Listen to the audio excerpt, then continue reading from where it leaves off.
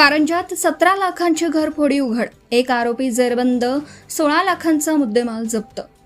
कारंजा शहर पोलिसांनी मोठी कामगिरी करत तब्बल 17,30,000 रुपयांच्या घरफोडीचा छडा लावला आहे। या प्रकरणात एका आरोपीला अटक करण्यात आली असून त्याच्याकडून 16,10,000 रुपयांचा मुद्देमाल जप्त करण्यात आला आहे। मेनम कॉलनी येथील सुनील शेळके यांच्या घरात 2 मेच्या मध्यरात्री चोरट्यांनी घरफोडी करत सोन्याचे दागिने, रोख रक्कम आणि घड्याळ लंपास केली होती। या प्रकरणी कारंजा शहर पोलीस ठाण्यात गुन्हा दाखल करण्यात आला होता। पोलीस निरीक्षक यशवंत गुसाई यांच्या मार्गदर्शनाखाली तपास पथकाने गोपनीय माहितीच्या आधारे आरोपी अब्दुल मोतियार अब्दुल जलील वय वर्ष 20 राहणार कारंजा लाड याला ताब्यात घेतला। चौकशीत आरोपीने गुन्ह्याची कबुली दिली आहे। या कारवाईत पोलिसांनी चोरीतील सोन्याचे दागिने, रोख रक्कम आणि 2 घड्याळ असा मोठा मुद्देमाल हस्तगत केला आहे। पुढील तपास पोलीस उपनिरीक्षक जयदीप पवार करत आहेत।